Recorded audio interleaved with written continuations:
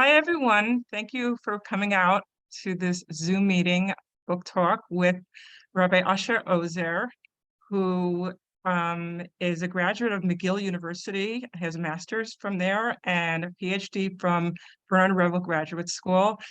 Rabbi Oser is going to be speaking about the first Hebrew encyclopedia. And just let you know that you can chat, you can put in your questions in the chat while he's speaking. So this way at the end, we can entertain your questions and we won't have them all waiting for you to put them in. You do them as we go along. You can address them to Shuli, Berger, or to Rabbi Oser himself. So. Okay, good morning. Thank you for that introduction. You have to tell them why it's morning. It's morning in Hong Kong. Yes, I forgot. It is morning. It's morning in Hong Kong. I actually have to start. There's a Hebrew saying "Potchim b'chvod achsania techila," which means you have to open with praise for your host. And of course, our host over here is China, is Hong Kong, and we have a wonderful Jewish community here. We have a Brit going on this morning. There's a jewelry show. People are back in Hong Kong. The chief rabbi of the United Kingdom, Rabbi Sir Ephraim Mervis, is visiting this weekend, and it's a joy to live here and be involved with Jewish life over here. It's also a joy to come back to Eisenstein. Eisenstein was my very close friend for a number of years, and ever since I finished in 2020 the dissertation, I haven't really gone back to visit him. So this is a great opportunity to do so. I'm going to just tell you a little bit about Eisenstein, and then I will talk about the dissertation itself. So Eisenstein lived an extraordinarily long life. He was born in 1854. And he died in 1956. He comes to the United States in 1872. So he lived for 102 years, and he was writing from the 1870s onwards. So there's a tremendous amount of material that we have from Eisenstein. He worked on this encyclopedia, which he called Ozar Yisrael, between 1907 and 1913. Now, how did I get interested in Eisenstein? So originally I'm from Australia, but I did a master's at McGill, and my master's thesis advisor at McGill was Professor B. Barry Levy. He's a wonderful, wonderful teacher and mentor. And before I headed to YU, he said to me, I was going to YU for smicha. He told me the most important thing is to have the right dissertation advisor. If you have the right advisor, your life will be joyful, and if you have the wrong advisor, you will be stuck forever and you will never graduate. And I got to YU, and I started in smicha, and then I was taking some courses at Bernard Revel, and I knew that I wanted to do a PhD in something Jewish, although I was from Australia. And I looked around at Revel and I thought Professor Gurok is the man. So I really got into American Jewish history on account of Professor Gurok, who I see is kindly here with us this evening. So I really chose the advisor, and then I chose the topic. Along with Professor Advisor, of course, Professor Gurok, I want to thank my other advisors, Professor Karlip, Dean Berger, and also Professor Larry Kaplan, who read carefully the dissertation and was helpful to me. So originally, I wanted to write about a fellow called George Foot Moore, who was at Harvard and wrote about Judaism in the first century. But it turned out that there were no archives on George Foot Moore. I couldn't locate any archives. I was wondering how this Christian professor became so adept at Jewish texts and Jewish sources. And I sort of had a feeling that Harry Austin Wolfson had perhaps helped him along, and Louis Ginsberg had perhaps helped him along. I'd sort of seen a few letters that suggested this. And when I went looking for the archives, it came to my attention that he asked for his papers to be destroyed after his death. And so George Footmore was no longer an option. And then one day, Professor Fine, Stephen Fine at Revel, said to me, "Why don't you do Eisenstein? Very interesting guy." Now, my only exposure to Eisenstein had been various homes and synagogues that I'd been to. There was always a copy of either the Ozar Yisrael, sometimes the Ozar Dinim U'Minhagim. It was one of those books that was everywhere, but I had never opened it up. I think to many people in the academy, Eisenstein was famous really for his Ozar Zichronotai, his memoirs, which are very, very interesting, and he published them in 1927. So he lived more than another 25 years longer, right? So he passed away in 56. In 1927, he already felt that he'd had an interesting and long enough life to collect his memoirs.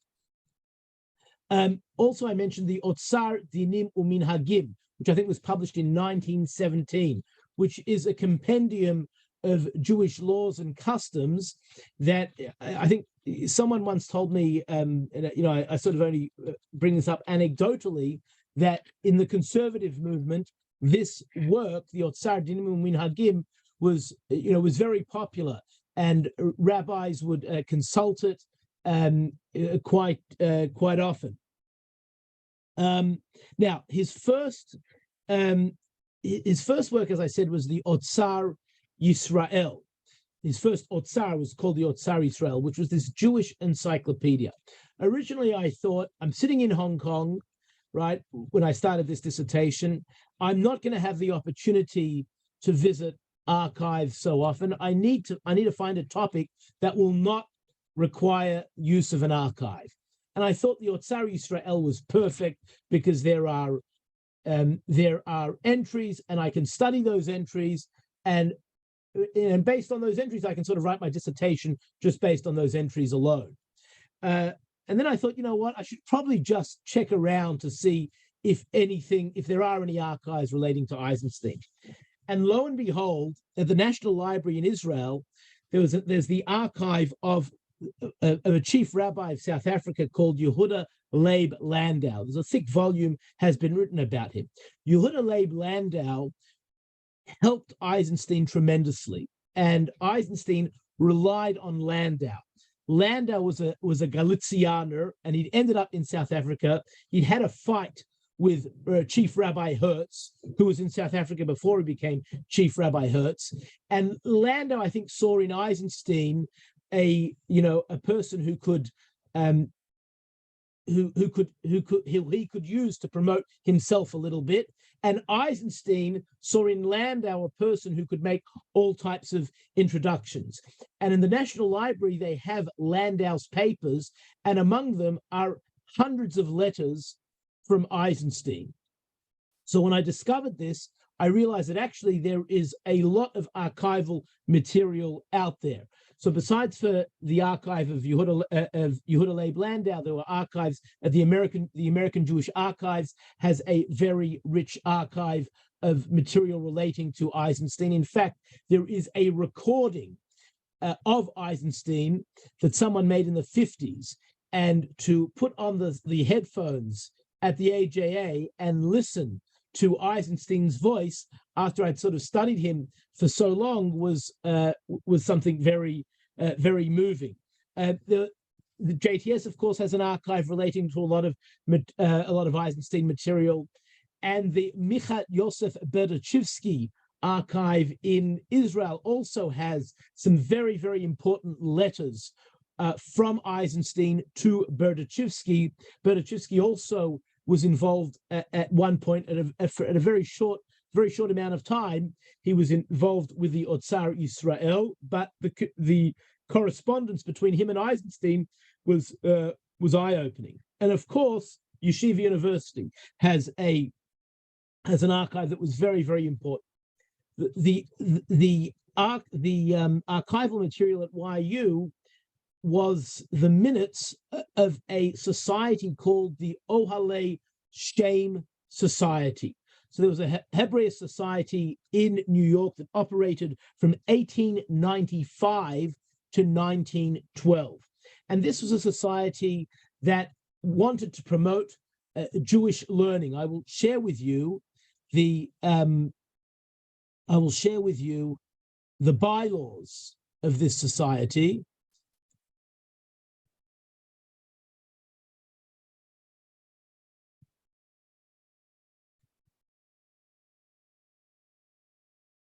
So the constitution and bylaws of the Ohel Leah Society, and here it says it was founded in 1895 by Mr. Herman Rosenthal. Herman Rosenthal was the head of the Slavic section of the New York Public Library, and you can see Eisenstein was among the founders of the Ohel Leah Society. A.S. Friedis, also a very important person, he ran the Jewish section of the New York Public Library, and the bylaws were both in English and in Hebrew. If you wanted to give a talk at the national, let me just stop the screen share here. If somebody wanted to give a talk at the Ohel Leah Society, they could give it in either English or Hebrew or German, and people would give talks about all sorts of topics. It was also, I sort of describe it as a kind of an older Maskilic group of people. The reason the archives ended up at YU is because they had a secretary called Nachum Tuvia London. And Nachum Tuvia London, who was born, I think, in the 1830s, he comes to America and he becomes the secretary of this society, and he kept immaculate minutes. And a descendant of his, I think, wrote to Jacob Dienstag and said, "Look, I've got these minutes. Would you like to keep them at the library?" And the library accepts the minutes of the Ohel Leah Society, and in those minutes are also copies of different talks that people gave, just to sort of give you a sense of the members of this society. Some of them were more orthodox, some of them were Reform rabbis. Louis Ginsburg was a member. Richard Gottheil, who was a well-known Reform rabbi, was a member. There was a famous gynecologist, who was a member. There were various Hebrew writers who were members. Bernard Drachman was a member. And this society falls apart in 1912. I think the reason the society falls apart in 1912 is because this sort of amateur Hebraist society is no longer relevant. Dropsy College opens up in 1906. The Menorah Society at Harvard opens up in 1907. There's a professionalism of Jewish studies that begins to emerge in the first and second decade of the 20th century. The Association of Jewish Studies, or their forerunner, begins, I think, in 1917, 1919. And so the society falls apart. But before the society gets a chance to fall apart, in 1907, Eisenstein gives a talk. And the talk he gives is Various Jewish Encyclopedias Compared. And this talk is advertised in the Jewish press. It's advertised in January of 1907 that Eisenstein is going to give this talk on the various Jewish encyclopedias that are out there. Now, what are the various Jewish encyclopedias that are out there? Well, you've got the Jewish Encyclopedia that was published between 1901 and 1905. If you know a little bit about the history of the Jewish Encyclopedia, Shuli Reuben Schwartz, wrote a very wonderful study on the Jewish Encyclopedia. So originally, Isidor Singer he tried to get it published in Germany, and it was going to be a German work, but he could not secure the funding. So it ended up becoming an American work, and it was directed from America by Isidor Singer, came out in 12 volumes. Eisenstein worked on the Jewish Encyclopedia. He wrote a number of entries for the Jewish Encyclopedia. So that was one encyclopedia that was out there. There was another encyclopedia called the Ozar HaYahadut. Now, what was the Otzar HaYahadut?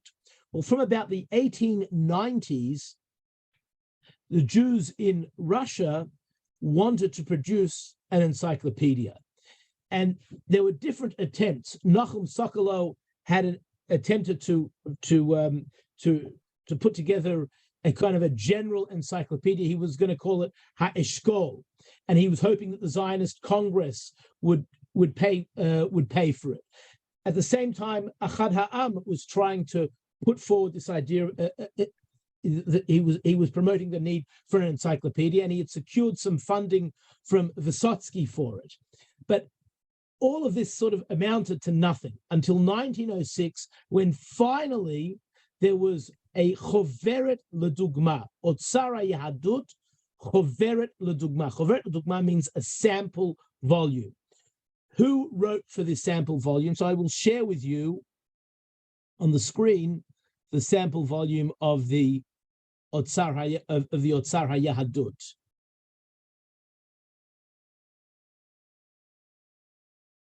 So this is what it looked like. Hotzat Chevrat Achi Asaf, right? They were the publishers. Achi Asaf was the publishing house affiliated with Achad Ha'am. Asher Ginsburg, famous Jewish nationalist, right? Choveret Ledugma, 1906. Who writes for it? You have Yosef Klausner, David Newmark, Peretz Chayes, and Moshe Elberger. David Newmark writes an entry on the Ikarim. Klausner writes an entry on Sfarim Chitzonim, which are, sort of extra-canonical books of the Bible. Elbergen writes on the Pharisees, and Tzvi Peretz Chayes writes on the book of Amos. They are the four contributors to this work. If you read this work, you quickly realize that the Hebrew is so obtuse and so difficult that there is no way that the average person is going to go for this type of a work. And more than that, Newmark, who writes on the Ikarim, which are the principles of Judaism, he embraces Wellhausen, he embraces biblical criticism. Now, the Jewish Encyclopedia had also embraced biblical criticism, but it was much more measured. What do I mean by it was more measured? Well, number one, they had 12 volumes. There were many occasions where they would have parallel entries. So there'd be a Reform person writing about the Bible, but they'd also have somebody who was a little bit more traditional writing about the Bible, and they hedged, right? So they were a little bit more respectful. The Choveret Ledugma was not respectful toward traditionalists. The question of Achad Ha'am and biblical criticism is an interesting question that is really beyond this presentation. But on the one hand, Achad Ha'am was committed to critical thought. On the other hand, he also understood that you needed to sort of have what I would almost describe as self-respect, and the idea that we were influenced, or the foundational Jewish text was influenced by other cultures, or that it came together anything that sort of undermined Jewish scripture was not going to help Jewish self-respect and the building of a Jewish nationalist identity. So that was a difficult needle for him to thread. And I will just come back to. I'll stop sharing once more.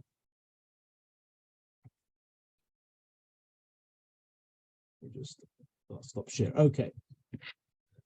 So Eisenstein presents talks about these two encyclopedias, and we have the speech that he gave to the Ohel Leah Synagogue Society in 1907 about these two encyclopedias: the English language Jewish Encyclopedia and the the Hebrew language, Otzar Yisrael Choveret L'Dugma. Eisenstein, in his presentation on the Jewish Encyclopedia, he was quite respectful, which is interesting because this just sort of tells you the sort of character that Eisenstein was. He was extremely entrepreneurial, and he was an autodidact. I think he learned with his grandfather, but he never was in a yeshiva. He was never a part of any organized institute of higher learning. And Eisenstein, when it comes to the Jewish Encyclopedia, as he's writing for it, he's criticizing it. So they didn't ask him to write articles on Talmud and on the Bible. They got him to write articles on things like Russian Jews in New York, which he knew a lot of. He was a correspondent for some of the Hebrew press in Europe. When he gets to New York in 1872, he is writing for Hebrew newspapers, right, that are being published in Russia. And he is pro-America from the beginning. He thinks people should leave Russia and come and live in New York, and you can have a great life in New York. So he's invited to write for the Jewish Encyclopedia articles mostly about Russian Jews. But he considers himself to be a learned person. And in 1901, right at the beginning of the publication, as soon as the Jewish Encyclopedia starts to be published, he critiques the legal articles of the Jewish Encyclopedia.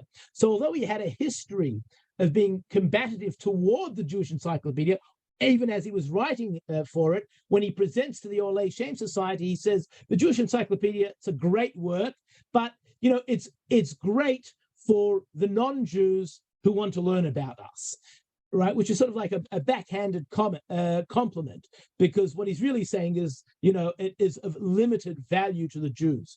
And then he attacks the Ozar Hayadut, Eisenstein's Choveret L'Dugma.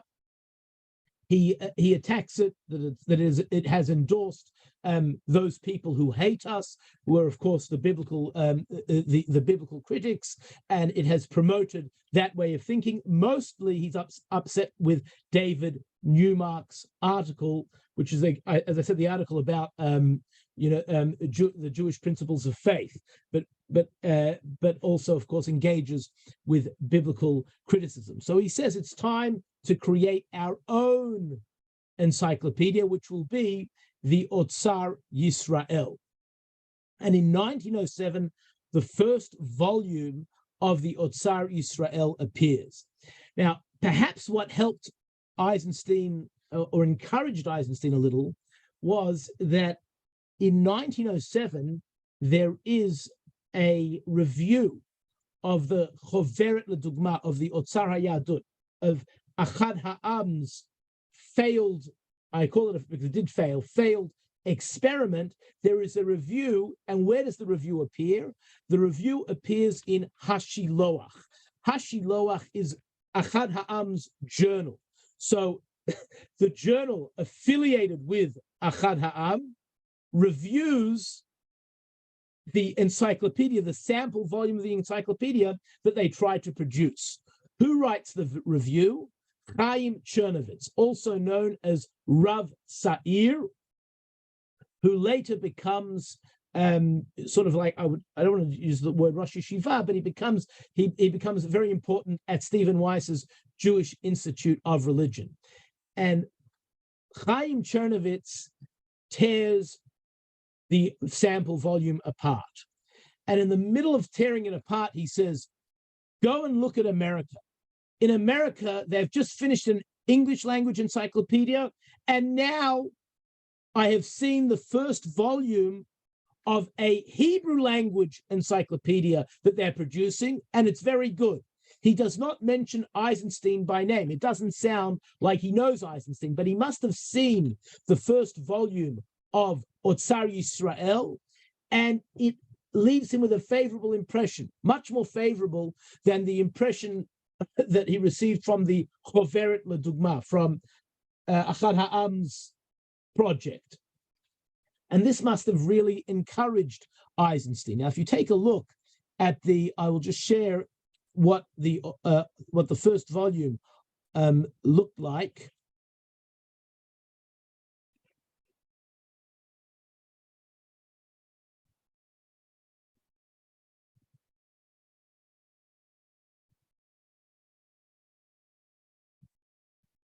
So this is what the first volume looked like.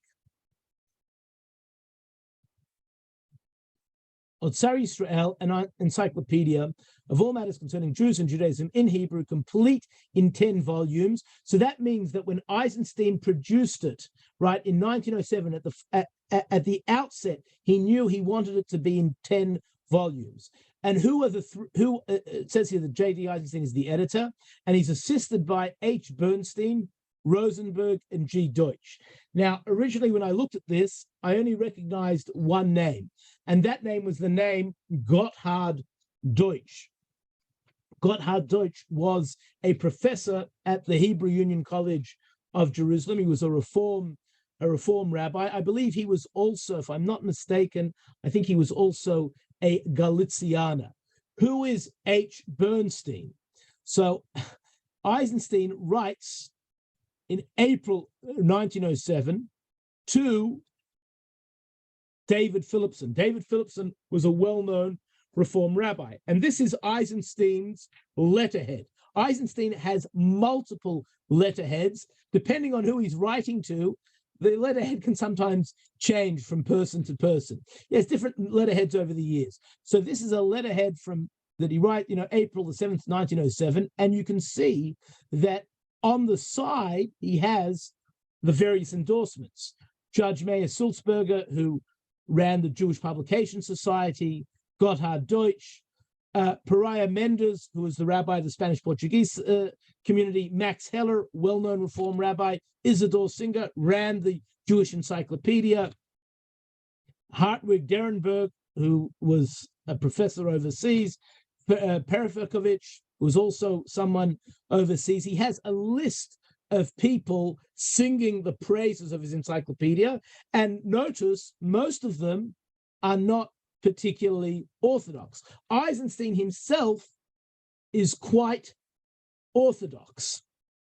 In fact, when there was a situation where I'm now blanking on where the Slutsker, I think it was the Slutsker Rov, where there was an issue with speaking Yiddish in the pulpits, and Eisenstein defended the need to speak Yiddish in the pulpits. He attacked, even in the 1890s, he was attacking JTS. So he was a religious person. He was an observant person, and I would say that which upset him more than anything else was that biblical criticism was being endorsed by in such a strong manner by the Otzar HaYahadut. And that's really what propels him to writing the Ozar Yisrael. So he writes to David Philipson. This is after the first volume has been produced, and he says, encouraged by the Honorable Judge Sulzberger, whose endorsement you will certainly read with interest and sympathy, I beg leave to ask you for your support in the carrying out of my work. In other words, I need money. It were preposterous on my part to add a single word to the eulogies of the leaders of Jewish thought here and in Europe. Right? In other words, I don't need to say anything. They say it all. And I content myself, therefore, with calling your attention to the fact that your eventual subscription is contingent on my ability to raise the full amount of $10,000. And originally, he wanted to sell shares in the Hebrew Encyclopedia company. And that's that is the letter that he writes to him. And then he says, right, I was happy to on the scale of perfection, I was happy to reach with volume 1, which I brought out partly myself, but mainly owing to the financial support of Mr. H. Bernstein of East 116th Street, Harlem, New York, a great lover of Hebrew literature. So H. Bernstein is the guy who gives him money to produce this encyclopedia. Bernstein, I think, dies in 1907. So after the first volume, Eisenstein is left on his own.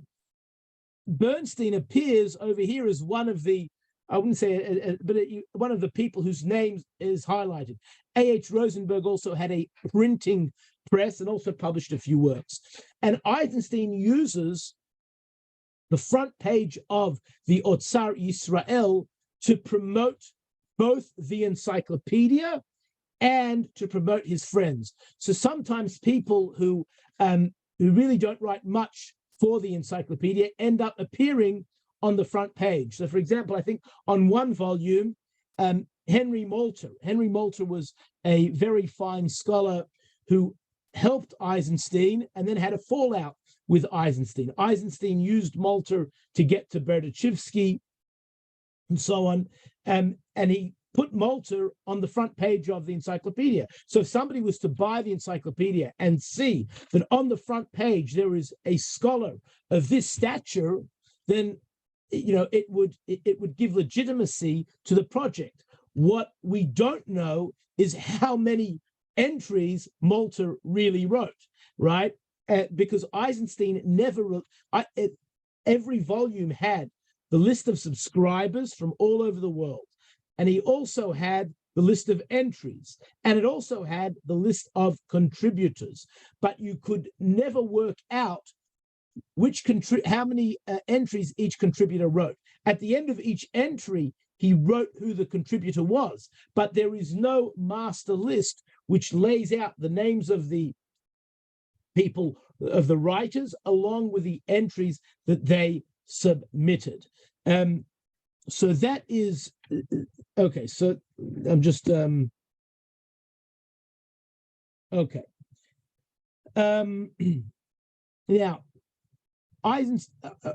Eisenstein managed to get people to write for this project from all over the world.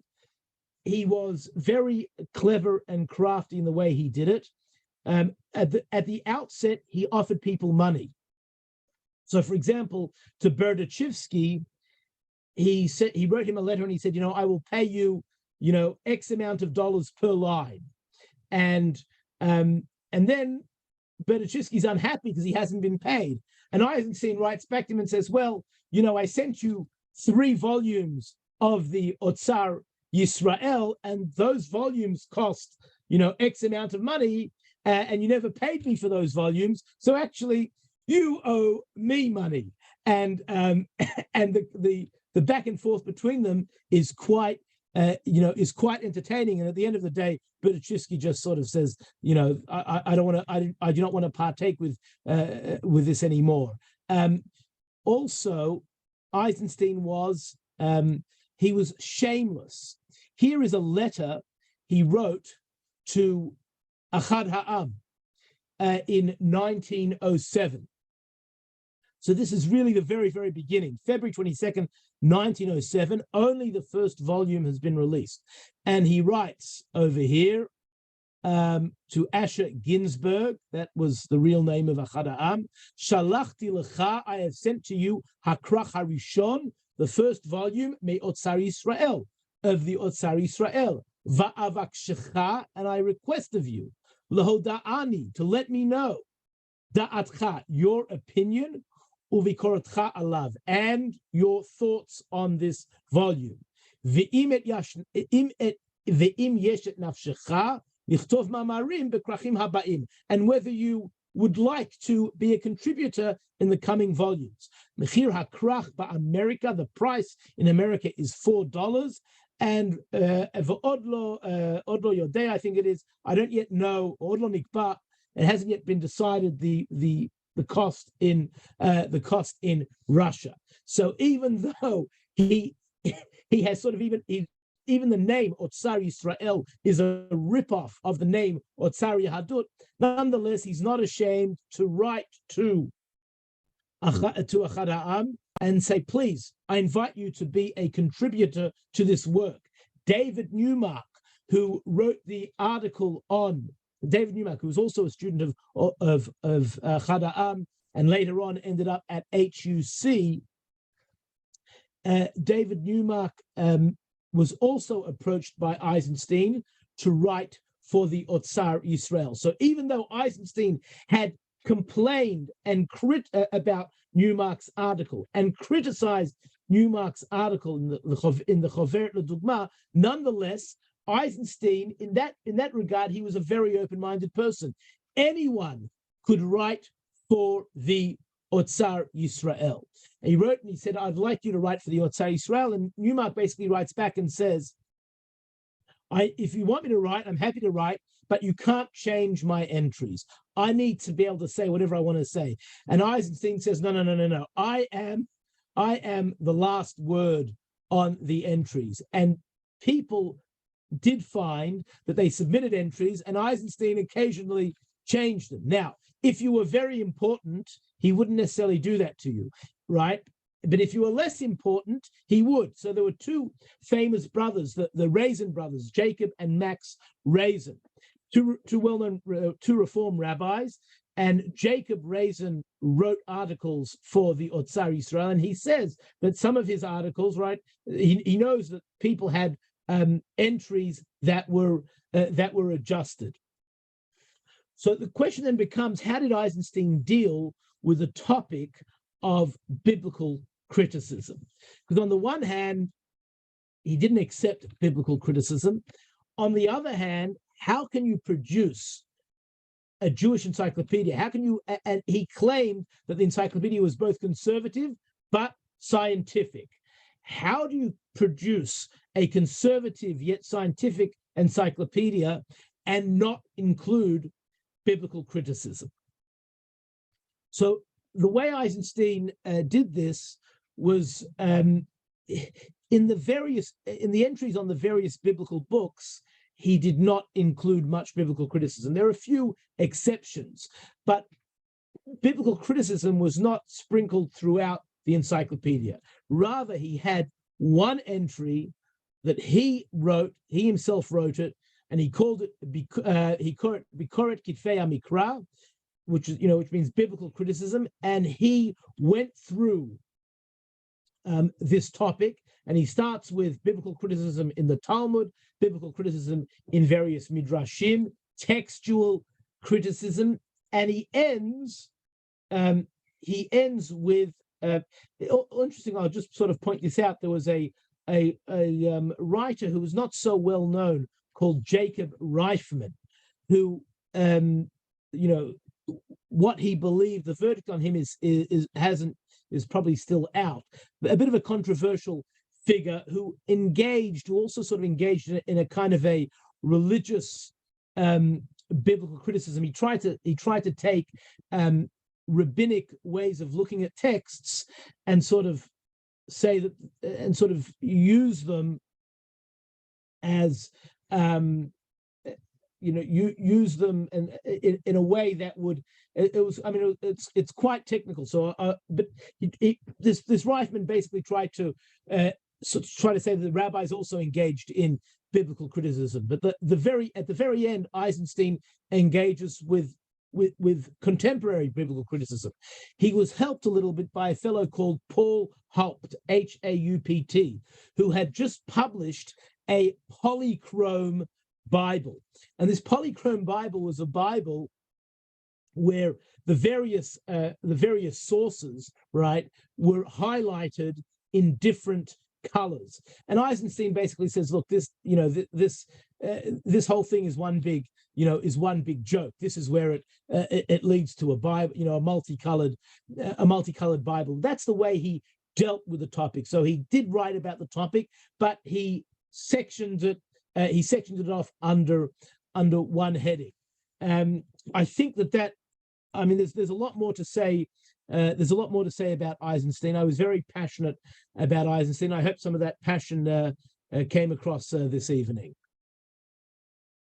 I see we have a question to JB that was sent to JB. Svi Plasker asked for the, oh wait, I just lost it. Could you please review Eisenstein's Jewish credentials? Was his yeshiva was he yeshiva educated or self-educated Jewishly? And did he have any advanced degrees in Judaism? So Eisenstein was an autodidact. He taught himself. He knew a tremendous amount.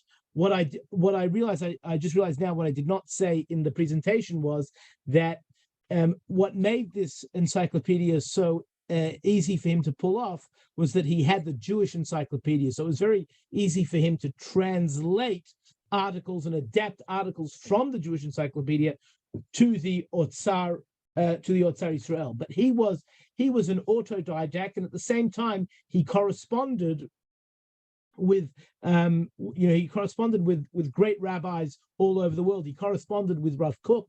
I mean, I have letters. There are letters from him to Rav Kook.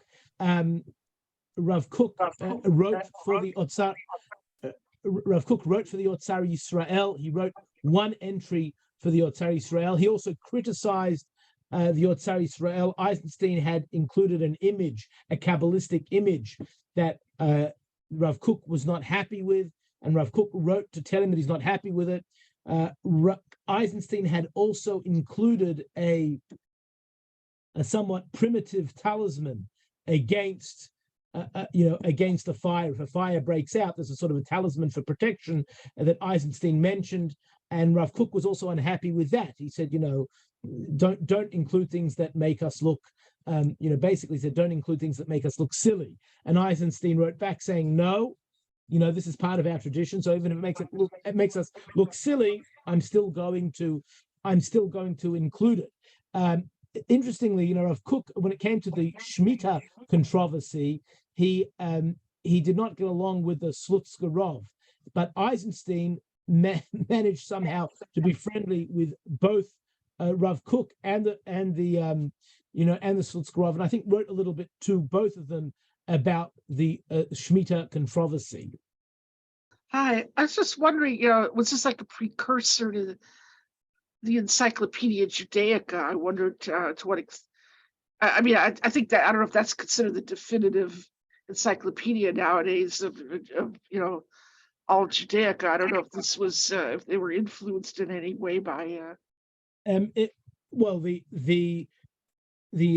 Encyclopedia Judaica started I think again in the 70s. So there's quite a long gap between the end of the Ozar Yisrael and the Encyclopedia Judaica, because the Ozar Yisrael is completed in 1913, but a little bit after the Ozar Yisrael is completed, there are various anthologies emerge. So Chaim Nachman Bialik has got this famous work called the Sefer HaAgadah, which is really an anthology. And Eisenstein himself goes on to produce a number of anthologies. So it can perhaps be seen as in that trajectory, but all the way to the more recent Encyclopedia Judaica in the 1970s, I'm not sure there's a direct line there. Another question I had pertained earlier, like his upbringing or his education. Did he have an Orthodox upbringing, or he very much a product of the Haskalah, that general, cosmopolitan? I don't even know what to call it. Hybrid. He mostly studied with his grandfather, and he came to America as a relatively young man. He came to America, I think, in 72. So he was, 70, right? So he was, 70. So he was about 16, 17, 18. Yeah, 1872, right? Yeah, yeah. So he was a young man, and he was in business, and he failed in business. And he went into publishing because he failed in business. His parents, a little bit of background, his parents were divorced. And his father went to Palestine, went to Israel. He was also involved. He was involved in various controversies. There was a controversy involving the Kupat Meir Ba'al HaNes, which is one of these ancient charities and they were supposed to give out money to Americans in who had moved to Israel, and whether that money was only supposed to go to Americans or it could be given to people who are not American living in Israel. There was a controversy about that, and Eisenstein got involved in that controversy. He went and visited Palestine twice, right? I think. I think there's also, I think in his memoirs, if I'm not mistaken, he describes going up to the Temple Mount. He describes becoming a Freemason and then giving it up. He describes learning the piano and taking horse riding lessons. So he was a dilettante. Yeah, he was a very interesting person. He was deeply concerned about biblical criticism. I think that was for him, and in fact, the last book we have of his is an English book that was published posthumously about biblical criticism. He also had various other books that are in manuscript form. He has a book in manuscript form comparing Judaism to Islam, which is something that interested him. So he was just one of these people who was extremely broad-minded, the type of person who frankly doesn't really exist anymore. Okay, those were really interesting questions. We have a few that popped in. Who was Eisenstein's intended readership for the work? Eisenstein wanted anyone who could read Hebrew to read the work, and he put a lot of effort into advertising the work, and he found agents who were willing to promote the work, and his timing was spectacular because the Encyclopedia is finished in 1913. And he was hoping, to sell a number of these encyclopedias in Russia. But of course, World War I breaks out, and that sort of kills his distribution a little bit. But the work kept on being reprinted. I mean, it was even reprinted, I think, in the 50s, 60s, and 70s. It was still being reprinted. Huh. Okay. Can you explain the Shemitah controversy? Well, the Shemitah controversy basically was whether you're allowed to sell the land of Israel, to non-Jews in the sabbatical year or not. And I think it may have been I can't remember if it was 1904 or 1909. There was a year where this argument broke out between Rav Kook and I think the Slutskarov. And Eisenstein was actually friendly with both of them. And in one of the letters to Rav Kook, I think he sort of writes about this, this controversy. So that's, but it doesn't pertain directly to the Ozar Yisrael. It more pertains to the sort of person Eisenstein was. Okay. Now we have another very different question. Ozar Yisrael is now in the public domain. Is there a known project to bring it online? It is online. It is online. I mean, you can access it at HebrewBooks.org. Oh yeah, I think you showed that on one of your slides. Yeah. Okay.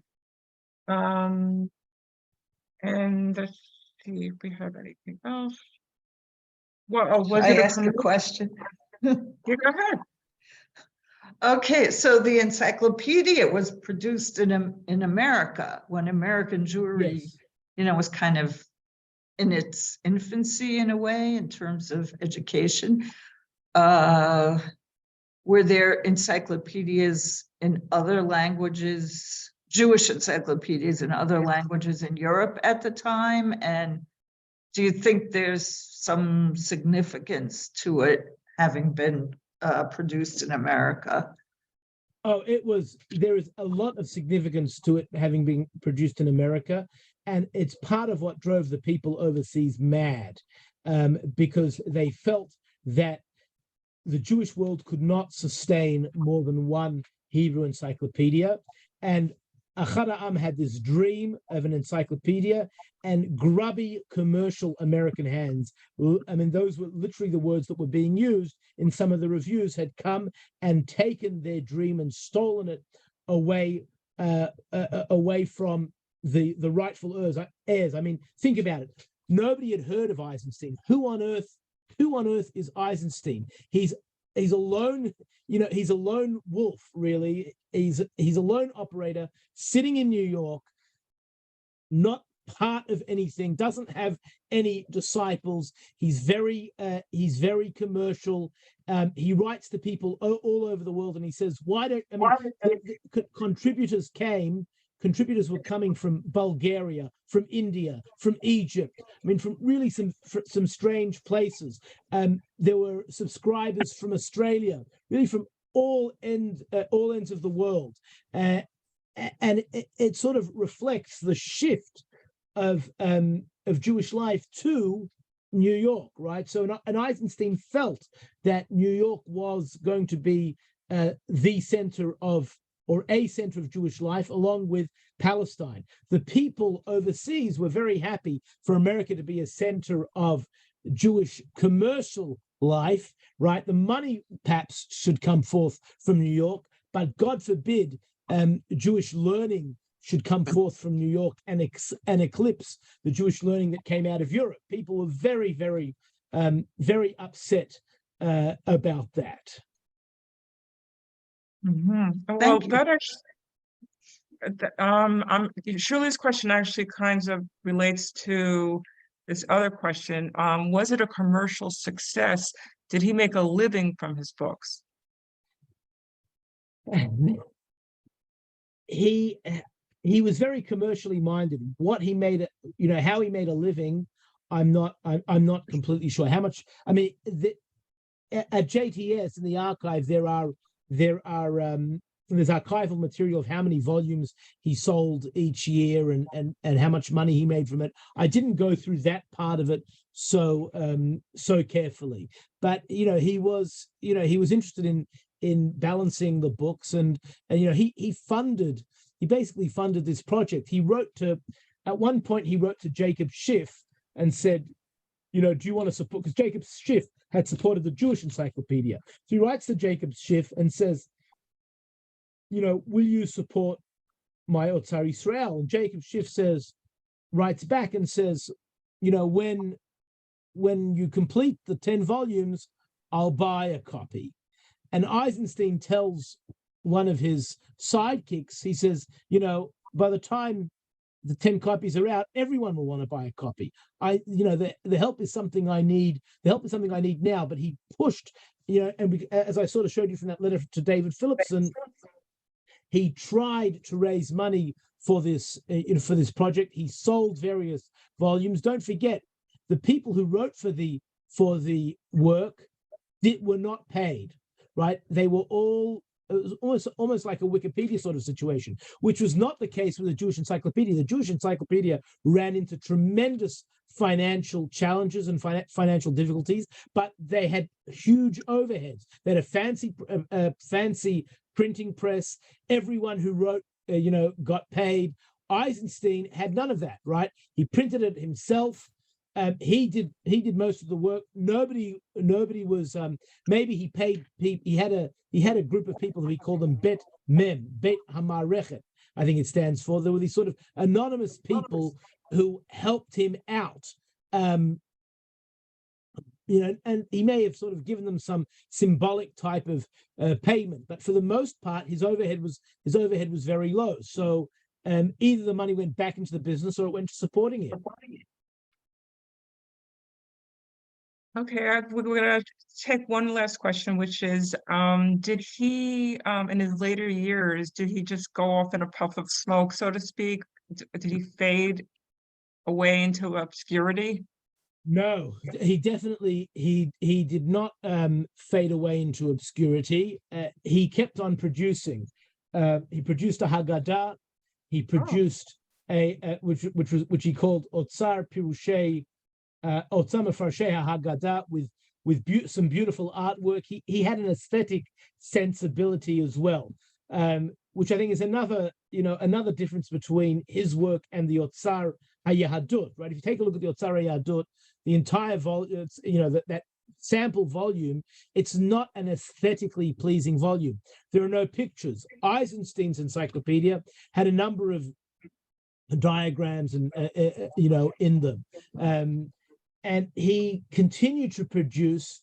He's very famous for a work called Otzar HaMidrashim, where he collected all types of obscure midrashim, and he brought them under one roof. So he kept on producing, really into his old age. And then, of course, he's very famous for his, I think it was his grandson Ira Eisenstein, who married the daughter of Mordechai Kaplan.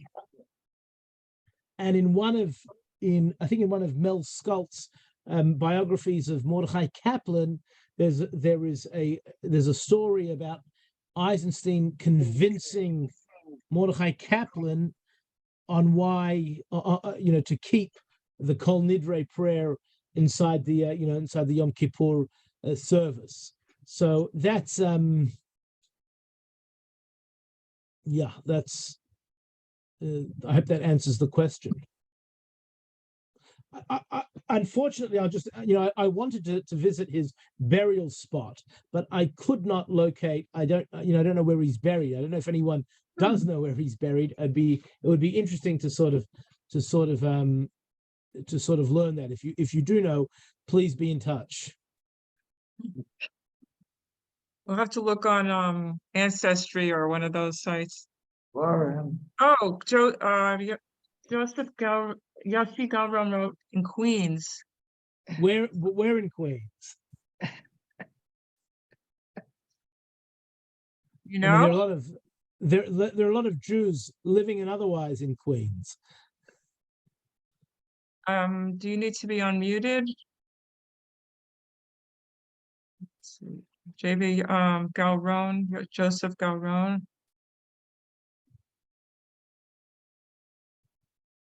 You see that?